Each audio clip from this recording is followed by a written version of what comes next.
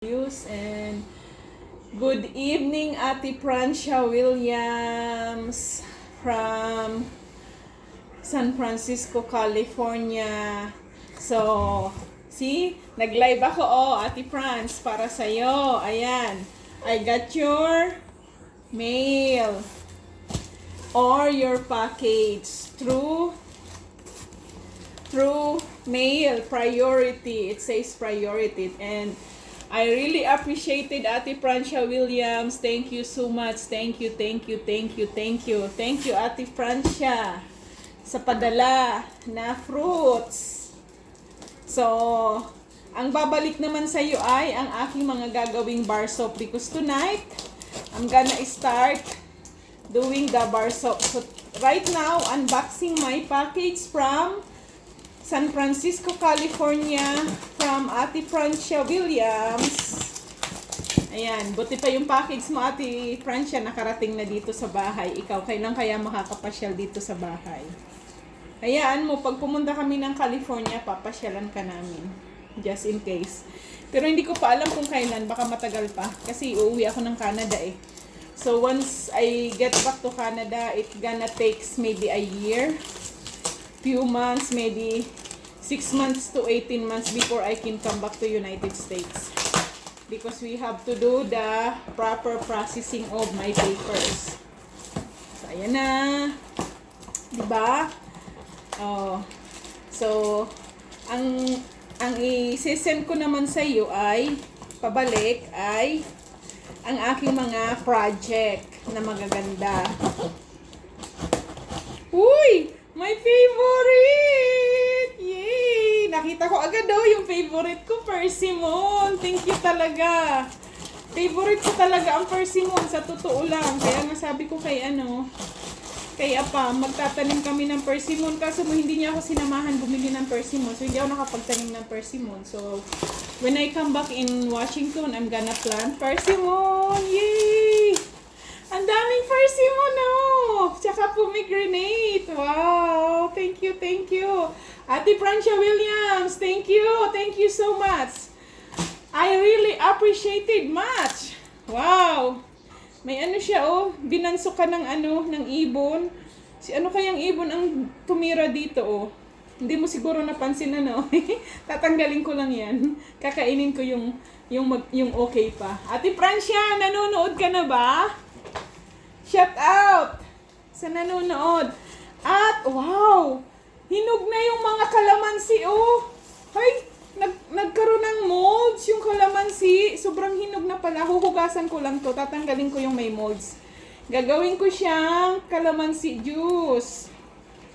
Ang dami, Tama pala yung sabi mo. Akala ko yung mga kalamansi hilaw pa, hinog na pala. Alam mong gagawin ko dito? Kukuhanin ko yung buto at itatanim ko sa paso. So, ipapasok ko siya sa loob ng bahay every winter. So, magtatanim ako ng kalamansi para in the future, may kalamansi na rin ako dito sa Washington. Di nga lang siya pwede sa winter. Ay, siguro natagtag sa biyahe, lumambot yung ibang kalamansi, nadurog. Uy, may pantanim pa. Ang galing. Binigyan pa ako ng pantanim. Thank you sa pangtanim. Ano kaya to? Sana persimmon. Joke. Ayan. It's some calamansi or small lime. It's become saggy now because of, the traveling. Na yugyug sa travel. So, ayan na. Diba? Ang dami, One big bowl. Grabe, ang dami, Kalahati sa big bowl namin, Mga mga 3 pounds. 3 pounds kalamansi. Ilang pomegranate to. Yay! Marami akong pomegranate. Pomegranate. 1, 2. Favorite ko talaga persimmon. I'm so happy with persimmon. Ate Francia, thank you. Ayan, galing. Ang daming persimmon. Yan. Wow, ang dami nito. Pang ano ka na to? Pang 2 weeks na lalapangin ang persimmon. So, ayan. So, today, it's pouring rain all day. So, hindi ko na continue yung paggagawa ko ng aking bed garden ng garlic. So, tomorrow, i-continue ko at magtatanim na ako tomorrow ng aking garlic. Kasi, ay, sayang to, oh. Nabulok yung kabila. Nabugbog sa sa biyahe. Naka-tray talaga siya, oh. May tray sa loob. Tika, tanggalin ko na lang yung balot. Thank you talaga, Ate Francia. I really appreciate it. Oh, wow. Dami, oh. Nice. May pang-smoothie na naman kami. Para daw to sa pampatibay ng bimbang. Para sa mga lalaki. Ayan na, nakatry pa talaga siya. Wag na siya, 10, 10 big persimmons. Oh, hindi.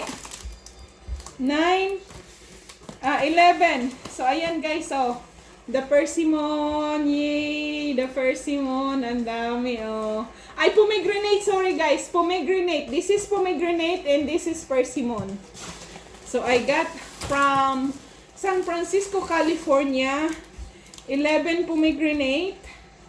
So, ihayaan ko lang siya sa box. Kasi hindi naman nasisira ang pomegranate. Kahit isang buwan na siya sa labas, hindi siya basta-basta nasisira. Ang uunahin ko lang dito bukas ay yung medyo maitim na yung balat. Ayan, ang gaganda, oh. Ang laki, super laki nito, oh. Jumbo, kaya mo ba to? Yay, thank you.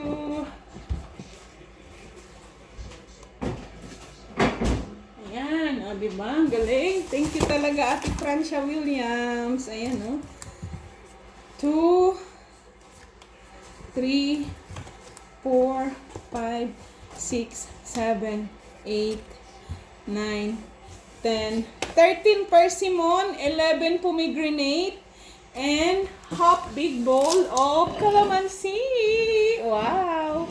Makakarating pa to ng Canada siguro, yung iba nito. Yung buto na lang, buto pala, hindi na yung kalamansi.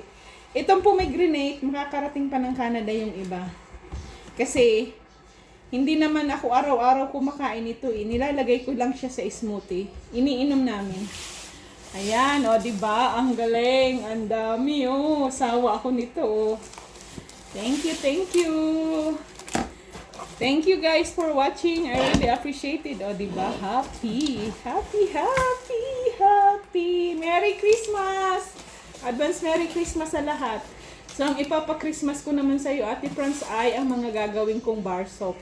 So, magagawa ko siguro makakagawa ko ng mga 3 flavors. Iba-ibang, gagawa ko ng lavender soap, honey, mint, lavender, dandelion bar soap, and not just dandelion bar soap, and what else? Bala na. Kasi inaaral ko pa yung mga ingredients and yung paano gawin. Binabasa ko pa tapos kinokopya ko, sinusulat ko eh. So, yun ang ginawa ko ngayon maghapon. Nagsusulat ako ng iba-ibang recipe ng paggawa ng mga bar soap. So, yeah! Diba?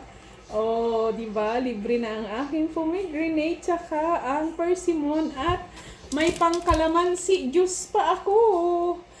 Kung may pansit sana, ang sarap nito. Kaso mo, hindi naman mahilig si Apam sa sa pansit. Kumakain siya pansit pero once in a while. Ganun din ako, hindi everyday. Hindi palagi. Tingnan nga natin tong nakabalot sa papel na pantanim. Ano kaya to? Surprise! Ano nakalagay? Uy, bitter melon! Yay! Ampalaya! May pantanim ako ng ampalaya next year! Sana talaga makabalik ako dito next year. Thank you, Ate Francia. Ampalaya! Ang galing! Ampalaya seeds. So, di ba? May pantanim na ako ng ampalaya. Sa susunod, pag namunga yung iyong malunggay, yun naman ipadala mo sa akin sa susunod pag namunga yung iyong malunggay. Kasi yun ang gusto ko din maitanim eh, kahit sa paso lang. Kasi nga, nagtataglamig, nag-iisno, so hindi pwede ang malunggay sa labas. So pag winter, ipapasok ko siya sa loob ng bahay. Thank you, thank you, thank you, thank you. Bye-bye everyone for watching. Thank you. Dalawa kasing camera, isang naka-live at isang isang record. Thank you talaga, Ate Francia Williams. Shout out, Ate Francia Williams. Thank you, thank you. Shout out kay Katrina at sa baby mo. Sa iyong sa iyong cute na apo, Ate Francia. Tuwan-tuwa talaga ako dyan sa apo mo. Pag ngumingiti, naku, nakakagigil. So, thank you guys.